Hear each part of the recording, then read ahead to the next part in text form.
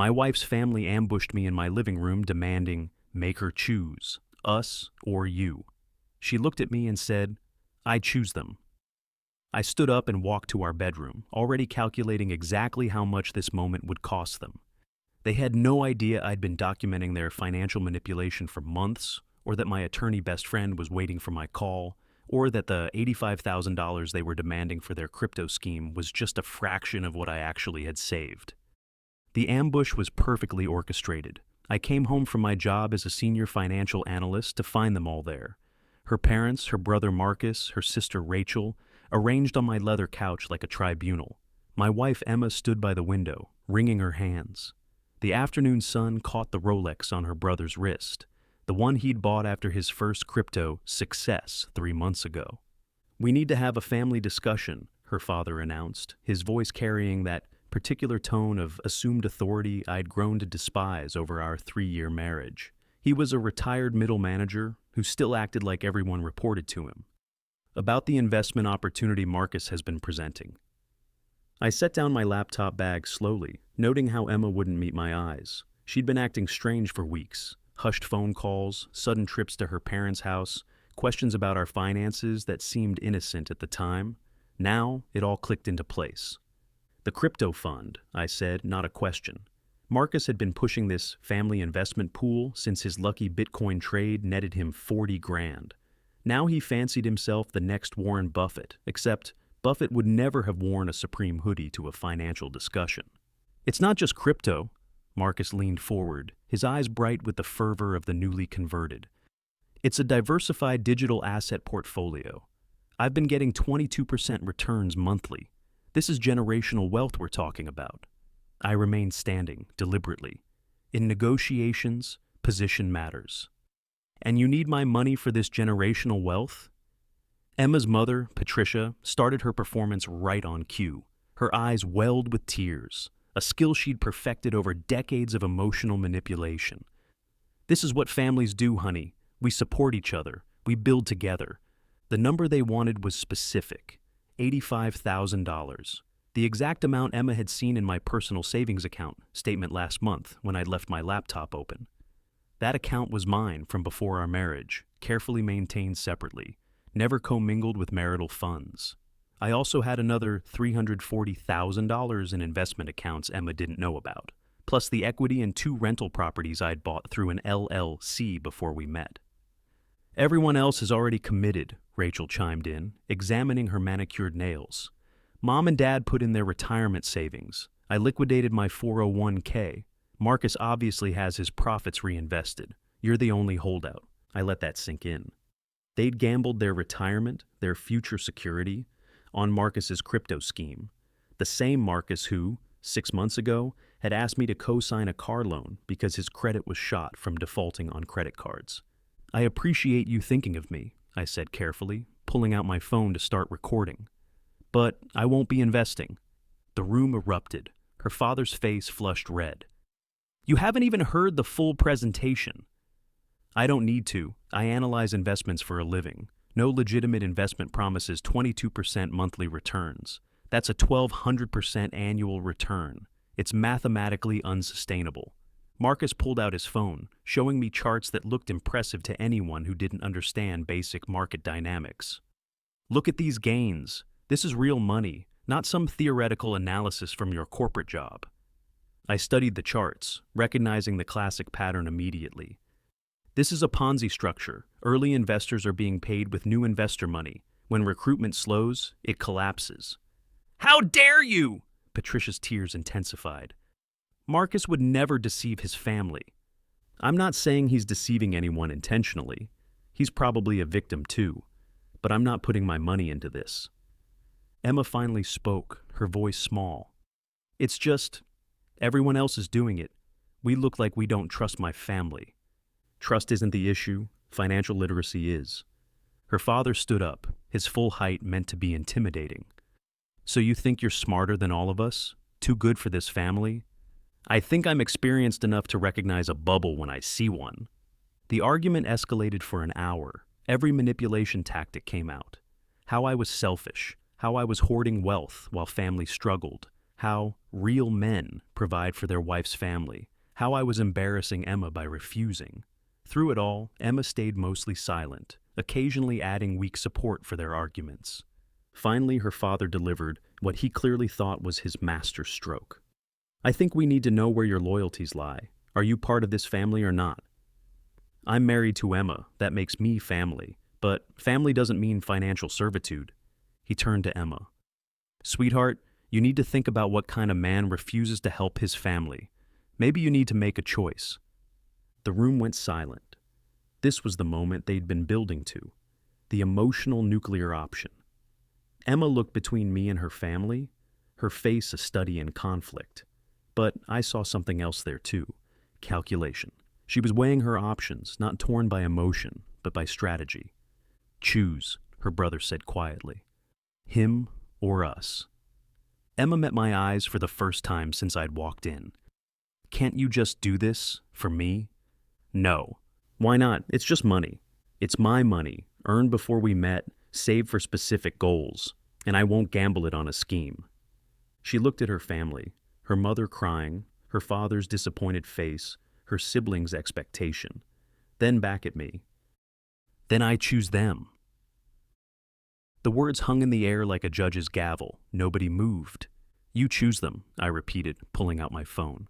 "Understood." I walked to our bedroom, closed the door, and called James, my best friend since college who now ran a successful law practice. "Remember that prenup you told me I should get?" "Yeah, I didn't listen. How fast can you file divorce papers?" "What happened?" "Family ambush about money. She chose them when given an ultimatum." "I can file tonight if you have cause. Massachusetts allows online filing for no-contest divorces." She just told a room full of witnesses she chooses her family over her husband. That cause enough?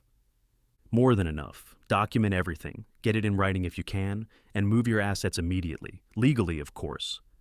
I could hear them arguing in the living room, Emma's voice rising, her mother consoling, her father insisting I'd come around. They had no idea I was already 3 steps ahead. I emerged 20 minutes later with a suitcase. "Everyone needs to leave, now." Marcus stood up, trying to look tough. "You can't kick us out. Emma lives here too. Lease is in my name only, Emma's a guest. And right now, you're all trespassing."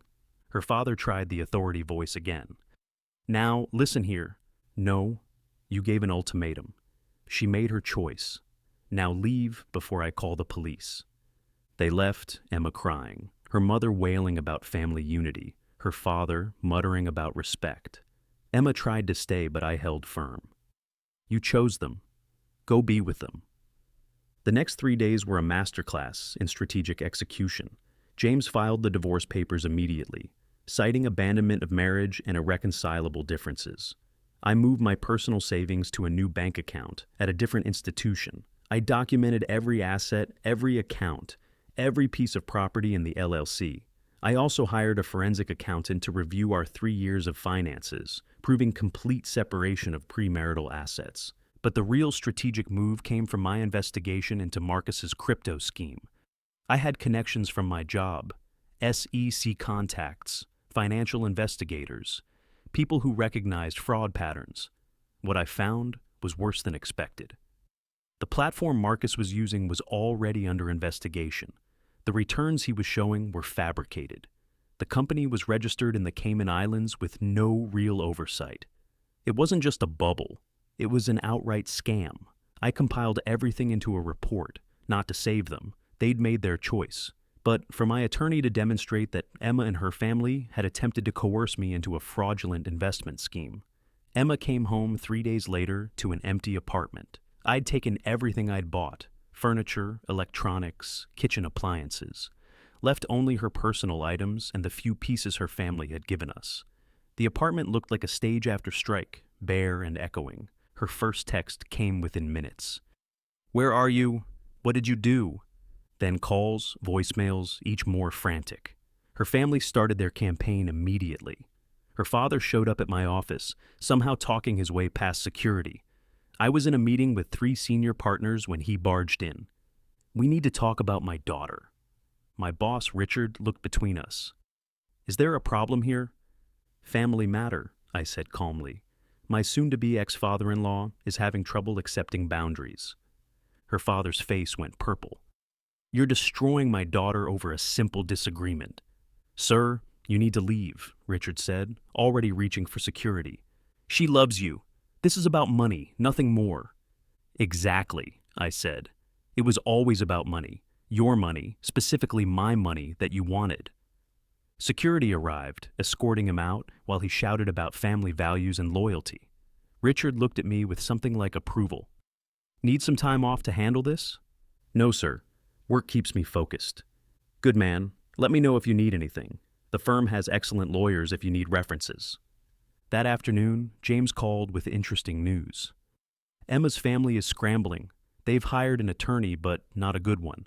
Guy mostly does traffic tickets. They're trying to claim the $85,000 is marital property. Even though it predates the marriage by 5 years, they're desperate. But here's the interesting part. I got the discovery documents, text messages between Emma and her family. They've been planning this for 2 months. He forwarded the texts.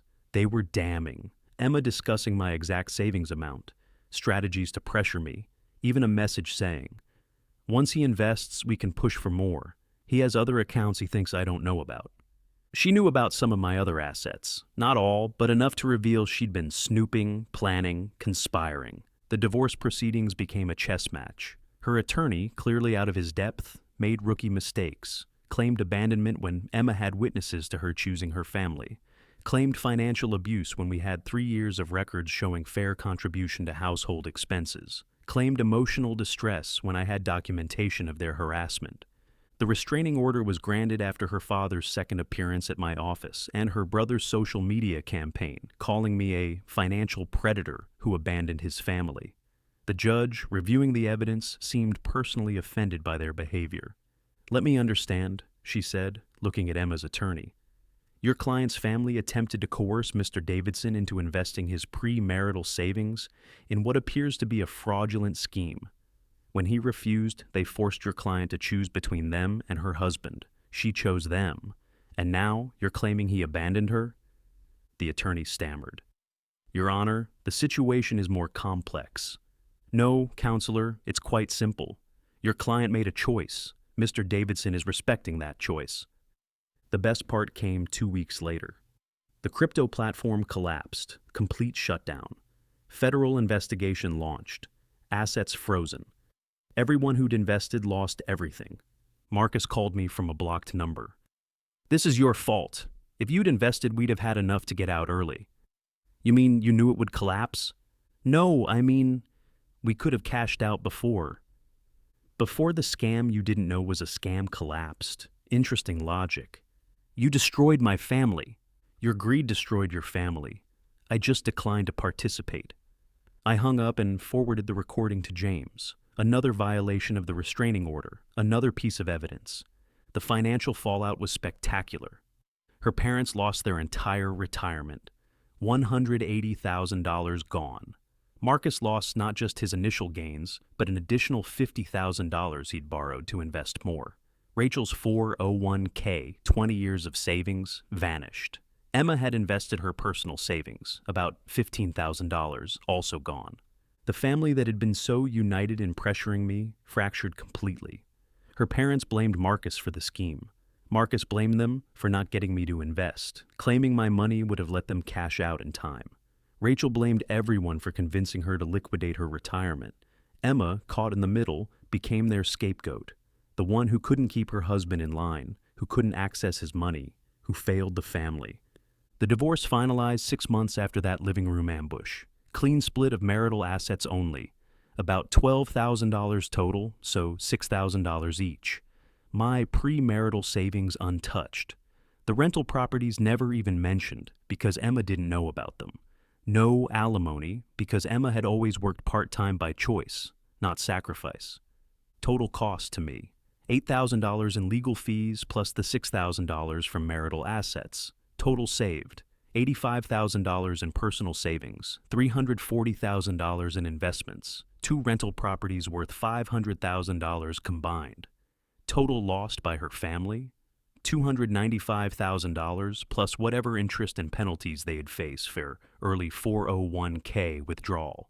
But the real cost to Emma was greater than money. The family she chose was broke and bitter. They blamed her for my refusal to invest, for losing access to my resources, for the collapse they somehow connected to my absence. She went from part-time receptionist to working 2 jobs to afford rent. Her family, drowning in their own financial crisis, couldn't help her. 8 months after the divorce, I received a letter, handwritten, forwarded through my attorney's office, 5 pages of Emma's perfect penmanship, explaining how she'd been pressured, how she'd made a mistake, how she saw now that I was right about everything, how her family had turned on her, how they blamed her for their losses, how she was alone and struggling, how she never stopped loving me and wanted another chance. I read it once, then shredded it, not from anger. I wasn't angry anymore. But some choices can't be undone. Some words can't be unsaid. I choose them was a complete sentence, a final answer, a revealed priority. My life improved dramatically. The apartment felt peaceful without the constant family drama. I got promoted to senior director, a position that came with a 40% salary increase and equity options. Started dating a fellow analyst who understood boundaries and whose family lived across the country. My investments grew steadily, the boring, sustainable way. The rental properties appreciated 15% in value. Meanwhile, Emma's father, at 71 years old, went back to work as a grocery store manager. Her mother sold their house to cover debts. Marcus moved back in with them, his Rolex long since pawned. Rachel declared bankruptcy. Emma lived in a studio apartment, working 60 hours a week between 2 jobs. Her family meetings now arguments about money and blame. The last time I heard about them was through a mutual friend who worked at Emma's second job. Apparently her family had a meeting about trying to sue me for financial manipulation, claiming I'd somehow known the crypto would collapse and deliberately didn't warn them. Their new attorney, probably working for free, told them they had no case. You can't sue someone for not participating in your failed investment scheme. Emma had defended me in that meeting, apparently. Said I'd warned them it was unsustainable, that I'd been right all along. Her family turned on her even more after that, accusing her of taking my side after everything. The irony was perfect. She chose them over me, and now they resented her for ever having been with me. She lost both sides by trying to play the middle, by thinking she could force my compliance, by choosing immediate family pressure over marital loyalty. A year after the divorce, I was at a financial conference when I ran into Marcus. He was working as a badge scanner, checking people into seminars about investment strategies. He saw me, his face cycling through embarrassment, anger, and something like defeat. "Still think I'm too conservative with my investments?" I asked quietly as I badged in. He didn't answer, just looked at my conference badge. Senior Director, one of the Big 4 firms, speaker credentials for a panel on risk assessment. "You knew," he said finally. "You knew it would collapse." I knew it was unsustainable. Basic math. 22% monthly returns don't exist in legitimate investments. "You could have explained better, made us understand." "Would you have listened, or would you have just pushed harder, claimed I was trying to keep you all from getting rich?" His silence was answer enough. "Your family gave me an ultimatum," I continued. "Emma made her choice. Everyone lives with consequences." I walked into the conference, leaving him at his scanner station. Later, I saw him attending my panel on risk assessment, sitting in the back row, taking notes. Maybe learning something, maybe not. Not my concern anymore. The presentation went well. I talked about emotional investment decisions, family pressure and financial choices, recognizing too good to be true schemes. Used anonymous examples, but Marcus knew. He left before the Q&A. That night, Emma called from a new number. I almost didn't answer, but curiosity won. "I know you don't want to hear from me," she started. "Then why call?" "Marcus told me about seeing you, about your presentation. I wanted you to know I understand now, all of it. Why you said no, why you left, why you won't come back. Understanding doesn't change anything. I know, I chose them. Those words, that moment, I can't take it back. No, you can't. They blame me for everything now, for not getting your money, for you leaving, for the collapse somehow being connected to your absence. Like if you'd been involved, it would have succeeded." That's not how fraud works. I know that now. I knew it then too, deep down. But they were so confident, so united, and I thought you'd cave, that you'd choose keeping me over keeping your money. I would have chosen you over money, but you weren't asking me to choose. You were demanding my money and calling it choosing you. That's different. Silence, then. I work at a bank now, entry level, but I'm learning, seeing all the people who come in desperate, ruined by schemes like Marcus's. I think about your presentation every time. Good, learn from it. I am. Too late for us, but maybe not too late for me. Maybe not. Can I ask you something? If I'd stood up to them, chosen you in that moment, would we have made it? I thought about it. Honestly, probably not. The fact that you conspired with them for months, shared my financial information, set up that ambush, that was already a betrayal. The ultimatum just revealed what was already broken. I see that now. I saw you as a resource, not a partner. Yes. I'm sorry, not asking for forgiveness, just needed to say it. Okay. Take care, David. You too. I hung up, blocked the number, not from spite, but from finality. That chapter was closed. 2 years have passed since that living room ambush. I'm engaged now to someone who understands that love and money are separate things, that family and boundaries can coexist, that choosing your spouse doesn't mean choosing their every demand. My investments have grown to over $500,000. The rental properties generate passive income. The promotion led to another, now managing a team of 20 analysts. Life is stable, peaceful, prosperous. Emma's family never recovered. The parents are still working in their 70s. Marcus drives for a rideshare company. Rachel moved to another state to escape the shame. Emma, from what I hear, is slowly rebuilding, alone, working hard, learning what she should have known before. Sometimes I think about that moment. I choose them, and wonder if she knew what she was really choosing, not just her family over me, but their greed over our future, their scheme over our stability, their pressure over our partnership. She chose the people who would eventually blame her for everything over the person who would have protected her from it all. But she did choose, and I understood. Understood that when someone shows you their priorities, that clearly you believe them. Understood that some ultimatums reveal truth rather than create it. Understood that walking away from a bad situation isn't giving up. It's giving yourself a chance at something better. The $85,000 they wanted would have been just the beginning. There would have been other schemes, other pressures, other ultimatums. The family that ambushed me in my living room would have kept coming back, hands out, manipulation ready, knowing Emma would choose them every time. Instead, I chose myself, chose protecting what I'd built, chose recognizing that love shouldn't come with a price tag, chose walking away from people who saw me as a wallet rather than a person. They all made their choices that day in my living room. Emma chose them. They chose greed. I chose freedom. Looking back, we all got exactly what we chose.